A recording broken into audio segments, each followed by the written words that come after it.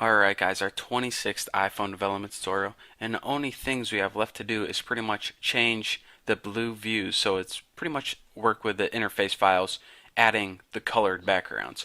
So go ahead and click window, the XIB, and this is of course going to open up Interface Builder. Pretty cool. So now what we want to do is this file's owner, it doesn't exactly know which class is supposed to be changing this view.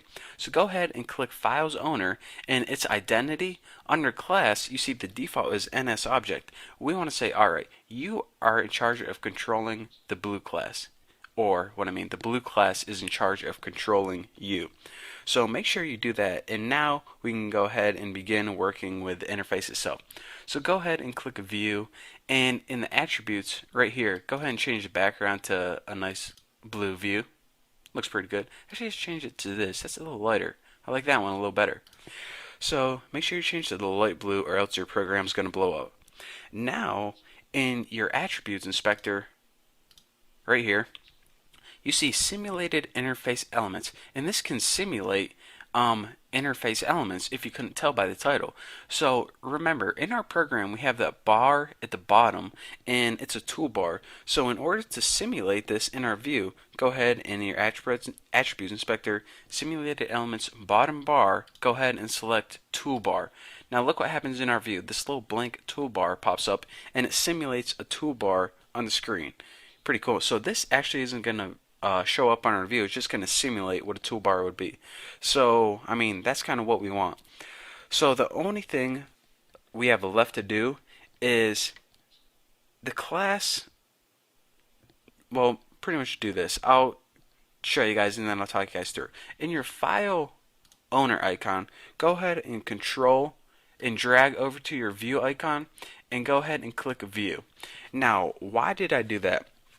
So this class needs to be able to access that view, and we didn't set everything up by default. Remember, we made all our classes, so that is how you get this class to be able to access its view. I know it's weird that you have to do that, but you just need to do that. So now what we need to do is go ahead, file, save, and interface builder, quit interface builder, and we need to do the exact same thing for the red one.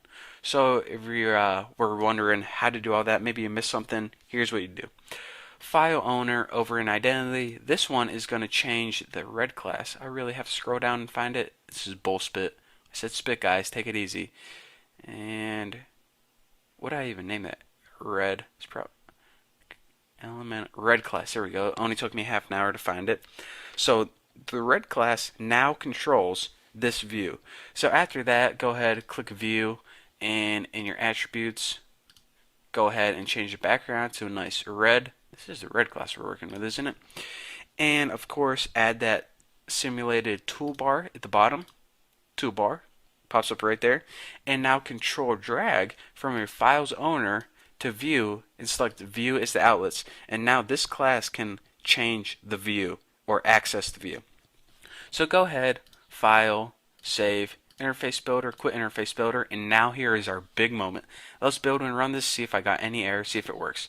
Build and run. Alright, looking good so far. Awesome. Oh my god, it works. Switch views.